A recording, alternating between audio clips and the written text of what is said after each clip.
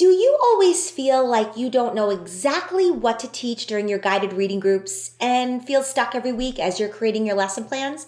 If so, this is the video for you.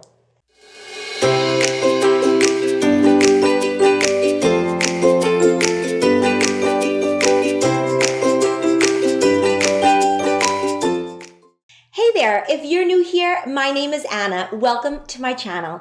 I was a primary teacher for 23 years, and on this channel, I provide professional development videos to help teachers improve their craft by learning tips and strategies for rigorous and small group instruction. Not only that, also, I try to help teachers learn how to engage their learners with activities that are fun and exciting, yet meet the state standards.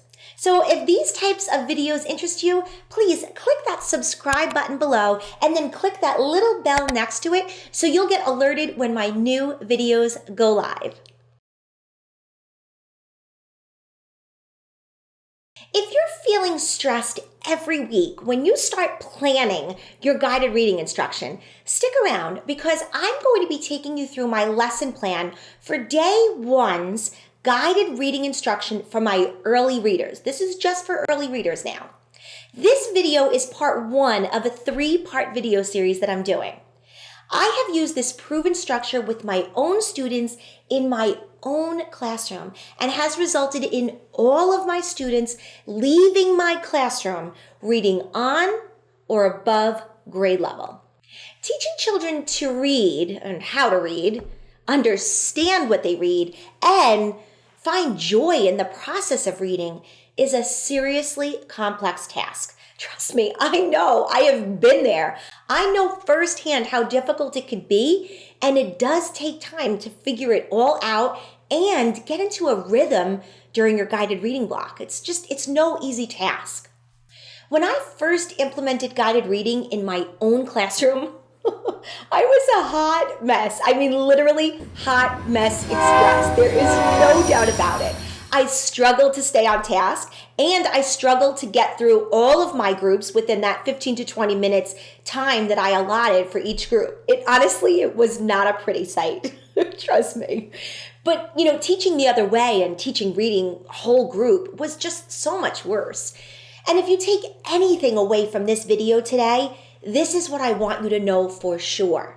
Consistency in your guided reading instruction is absolutely the key to solving most of your struggles with teaching guided reading. I promise you.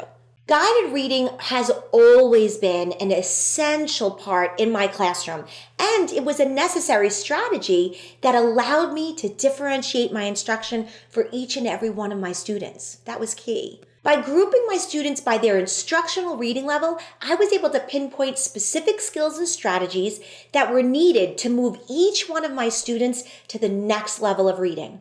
Guided reading is critical to meeting the needs of all of your learners. Now, before you begin guided reading with your students, you absolutely need to make sure that you have established routines and set up expectations at the beginning of the year. This is crucial for guided reading success. Before you ever meet with a small group, make sure the rest of the class understands the routines, expectations, and activities that they're going to be doing while you're working with your group. This is critical. When I started implementing guided reading in my own classroom, I was somewhat planned for the week. Yet, I still felt like I was kind of throwing my guided reading group work together, 5 minutes before my first group and at the 11th hour. Can you relate? Let me know in the comments if you can relate with that. So after thousands of hours, literally thousands of hours, reflecting on how I can better plan, implement, and execute my guided reading group time, I came up with a plan that actually worked and created less stress for me. So in this 3-part video series, I want to walk you through my effective guided reading plan for your early readers. Throughout this series, I will be using one of my own guided reading books called Ready to Quit. So let's jump into it. The first part of the lesson plan for your early readers is sight word instruction. So important. So that's how I usually start my lesson. Now remember, my guided reading group lessons are only 15 to 20 minutes. Probably more along the lines of 20 minutes. Usually my advanced group I can get through in about 15 minutes, but usually it runs about 20 minutes. I try to keep it 15, but I don't always succeed. I talk a lot. So the first thing you're going to do, and this is part of my lesson plan for my early readers, is sight word instruction. Now, my sight word instruction, as I said, I like to make sure I'm consistent every single day with my guided reading instruction. So I created instructional trifolds to make sure I'm staying on course, my students are staying alert and ready, and we just move through the lesson. You must teach guided reading with urgency. You have 20 minutes to get it all in. You cannot have tons of distraction. So I made these instructional trifolds to keep me on task, to make sure I am doing what needs to be done in the allotted time it needs to be done in. So the first thing we're going to do is I want to talk about sight word instruction. Now I have 4 or 5 different types of activities that I do during sight word instruction. One of the things I want to talk about is I want to talk about one of the activities I do where we write it and say it. That's one of my activities. Again, having everything right at your fingertips during your guided reading instruction is key to a chaos-free instructional period. Trust me. So let's do the write it and say it instructional technique for sight words. Now, number 1, I have 3 sight words that I have chosen from my book that I am going to work on today. These are the 3 sight words. However, if you have sight words that you know your students are struggling with, use those sight words. And you can find that out by doing a sight word assessment. Something very important I feel that teachers teaching guided reading should have, because you need to know what sight words they know, what sight words they can read, and what sight words they can write. Again, we're talking about 2 different skills here. We're talking about sight words they can read, sight words that can write. So it's important that you know both.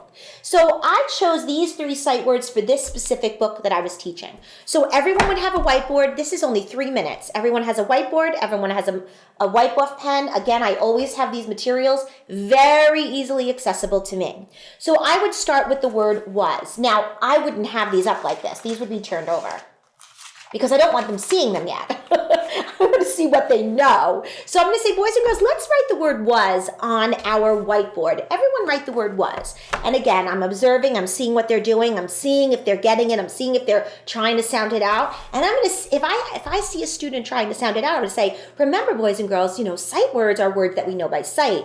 They don't always follow our English rules, our English language rules. So we need to know them by sight right away. So I'll see what they do. I might give some instruction to each child if they're writing it correctly. So I'm going to say, boys and girls, write the word was with me. Here's how we write the word was. W-A-S. Let's write that down on our whiteboard. And let's say the letters as we write them. W-A-S. Was. Let's do it again. W-A-S. Was. Let's point to the letters. W-A-S. Was. That's the word was. Let's practice the next word, and then I will introduce the next word. This is a 3-minute instructional period for your guided reading group. It's quick. You do it with urgency. You get it done. This is just about practicing words using different instructional techniques. This is just one of my instructional techniques that's in my instructional trifold. So this is the write it and say it. Simple. It's not a lot. It doesn't require any prep, and it's quick and it's easy. That's the first part of my guided reading instruction. We are doing sight word instruction. Again, it's 3 minutes. It's quick. And I'm only doing 3 words. And maybe after I do the word, I'll turn it over so they see it. This is important. We want them to just see it in different ways. See it on a whiteboard. See it in a pocket chart. And then next time I meet with them, which is going to be during day 2, we're going to use some magnetic letters. So there's lots of different ways to practice your sight word instruction with your students. That's 3 minutes of your lesson plan, which is sight word instruction. The next part of your lesson is going to be book introduction. This is a 30-second introduction. This is not long. It's quick and it's done. 30 seconds might even be too long. So the way I'm going to do it, of course I don't have my reading glasses, is this story ready to quit. Now they have it in front of them. Is about a little boy named Dylan. He wants to quit his soccer team because they never win. Let's read on and find out what happens to Dylan in this story. It's quick. It's 15 seconds maybe, if that. Then I go to the next part of the lesson plan, which is preview and predict. Everyone has their book in front of them now, so they're sitting at my table, and everyone's got their book. And I'll say, boys and girls, let's take a minute and do a quick picture walk. I want you to take a quick picture walk and think about what's happening on each page of the story. And you know what? When you get to page 4, I want you to turn and talk to your partner and tell them what you think is going on in this particular page, looking at the illustration. We want them to talk to their partners and do a turn and talk activity. This is quick. This is 1 minute. They're previewing the pictures. They're looking at the story, the illustrations. They're not reading. It's quick. They're just doing a quick look at all of the pictures. And I show them how to do that. I model it. And then I tell them to stop on page 4, and I want you to turn and talk to your partner and tell them what you think is going on in this picture. Knowing what the title of the book is and knowing and looking at this picture, what do you predict is happening? It's quick. Preview and predict is very, very quick. It's a 1 minute part of your instructional period. So tell me, have you used any of those strategies in your own reading groups? Let me know in the comments below. I'd love to hear from you and find out if these are some of the things that you do during your reading group instructional time. I'd love to know. Let me know in the comments below. Okay, the next part of the lesson is your read and prompt part. Now, this is the part where your students are reading. That's what they're doing. Now, if you want to ensure that our students are engaged and actively reading, there are tools to do that. You know, I talk about engagement tools. I have my little eyeballs. Can you see those? My little eyeballs. So they use little eyeballs, or sometimes I have little flashlights that we use. They put them on their fingers, and they use those. To read. So this is a green one. I have blue, I have white, I have red. So I like to use little different types of engagement tools to help them stay engaged with the text. So I might hand out my eyeballs, or I might hand out my little flashlights, or during Halloween I might have my little witch's fingers out. So I definitely give them some type of tool to feel more engaged with the text. So now what they're doing is they are now looking at the text and they're reading. Now this is the part of the lesson where your students are interacting with the text. Now, each student has in front of them their strategy fans. I call these my strategy fans. Now, these are where they're using their strategies to help them solve unknown words or difficult words in the text that they come up with. Not only that, but I also have my sounding out bookmark that I give them. So we have both of these in front of them. Now, this is my large one that I use for display and for teaching purposes and modeling, but every child has my smaller one like this, and it's right in front of them when they're looking at their book. It's hard to see with the glare. But they're looking at their book, and they have the strategy trifold in front of them and the decoding trifold in front of them. So they can use different strategies as they're reading. Now, this is the part of the lesson where they're quietly whisper reading. We're not doing round robin reading. That's not what we're doing. We're doing whisper reading, and I'm listening in. This is the part where now I'm prompting them. So now I have a guided reading prompt. This is my instructional prompts to instruct them and prompt them on fluency, on decoding, on maybe comprehension or vocabulary. It depends what I'm hearing. And this is also the time that I'm taking my anecdotal notes. I always have 2 little Post-it notes, and sometimes I have another sheet that I leave in front of me that has other Post-it notes on it, so I can have one for each child. It kind of depends what I'm doing that particular day. But I have my Post-it notes on here, and this is where I'm writing down my anecdotal notes. What am I seeing? What strategies are they using? What strategies are they not using? Are they having difficulty with certain vowel sounds? Did they get stuck on a word? Are they self-correcting? These are the things I'm writing down on my anecdotal notes as they're reading. Now remember, this is not round robin reading. So this is where everyone's whisper reading, and I lean in and I'm listening to the child reading. And I'm writing my notes, and I'm prompting. Maybe I'm prompting for fluency. Maybe I'm prompting for decoding of unknown words. This is where I'm seeing what they're doing in their reading. Now, I might lean in to each child as they're reading and listen. I might lean into the next child and listen. I might lean into the next child and listen. I might focus on one child the whole time. It really depends on what my goal is. If I know a student is having difficulty with certain things, maybe that's the student I focus on that day. But I really like to check in with each student to see how they're reading. If a student finishes before other students, they know to read it again. They know that. They go right back to the beginning. This is something I've modeled before, and they go right back to the beginning and they start again. Sometimes I also take running records when I'm listening. So I have running records for every single one of my books. And sometimes if I don't have it out or I don't have it printed, I will use a blank piece of paper and do a running record as they're reading.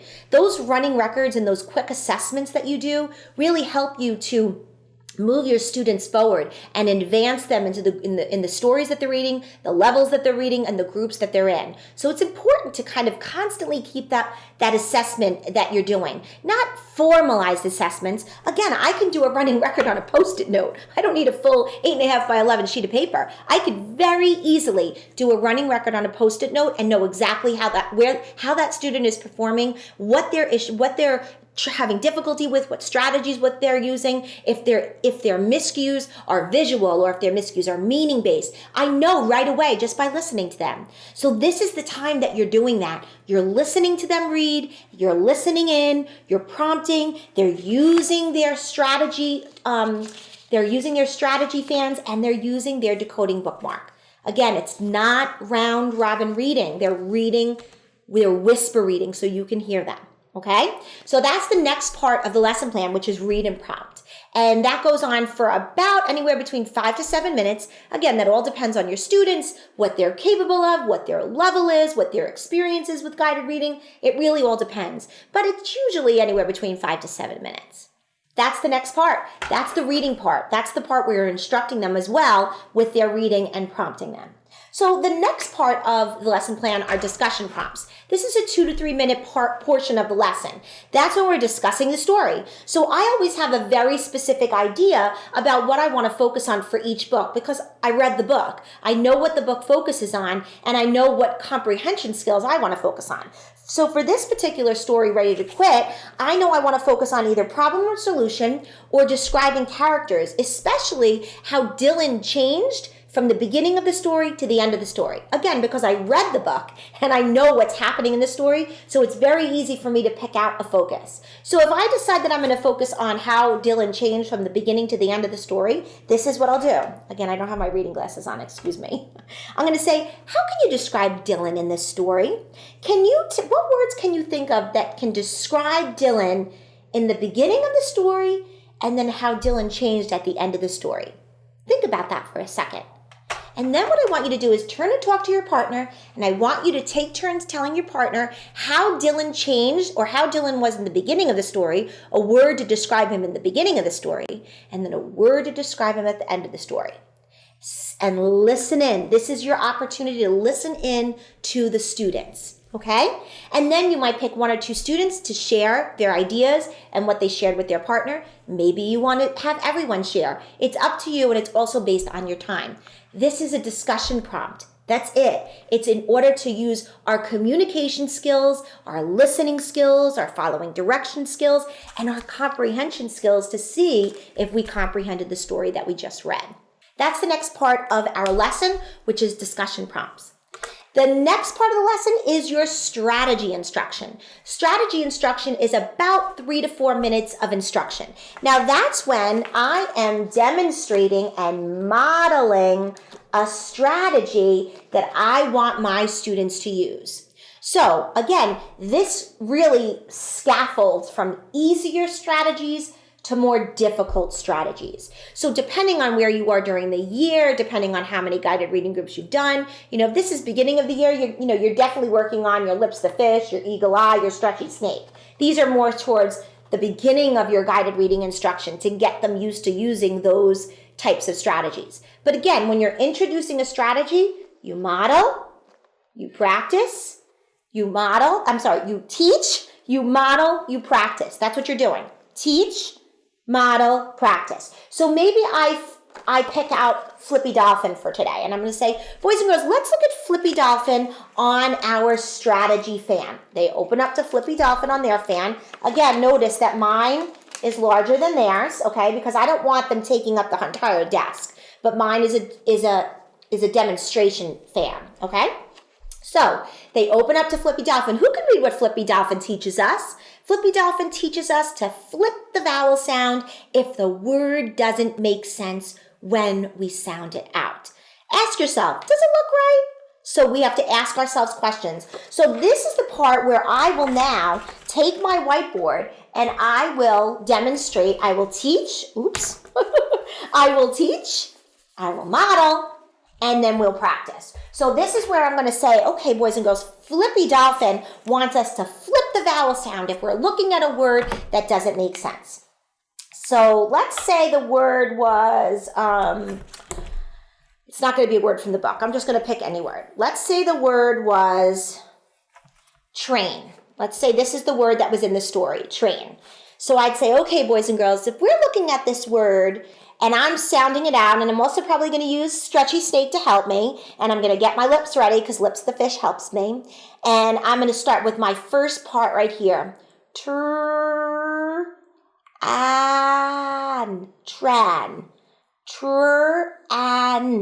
Tran. Does it look right? Well, kind of. It has an A in it.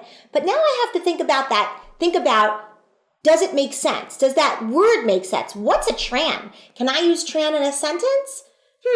Let's try Flippy Dolphin and let's flip that vowel sound. So instead of using the ah vowel sound that A makes, what's the other sound that A makes? It says its name, A. Let's try that again.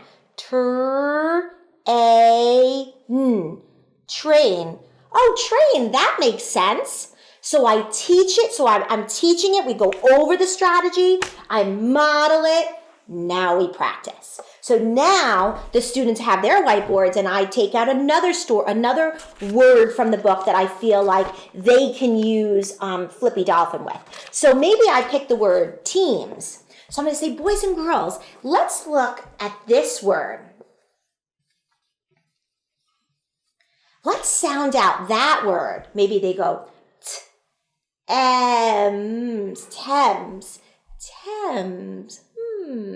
Maybe I also might open up my book and show them where that word is and have them use the context of the sentence to help them, which is another different strategy. But now, since I'm working on Flippy Dolphin, I'll say, well, let's try the other sound that E makes. What's the other sound?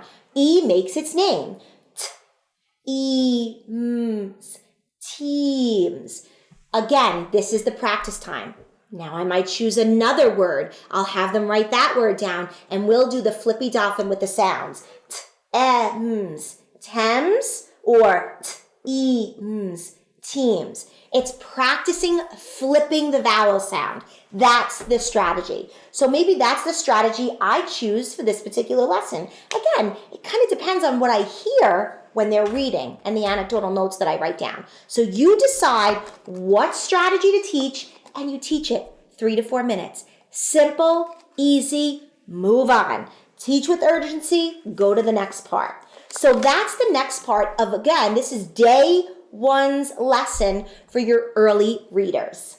Okay, the last part of your guided reading instruction for this particular day 1 early reading instructional period is we're going to do some word work. Now, we do a variety of different activities during word work. There's so many different word work activities that I have my students work on with me. So the first thing we're going to do is I want to decide what am I going to do today. Am I going to do a making words activity with them? Yeah, maybe I'll do making words with them. Now, I have 3 different types of activities that we can do. We could do make-its, which is our making words activities. We could do box-its, where we're focusing on sound boxes. I'll do that as well.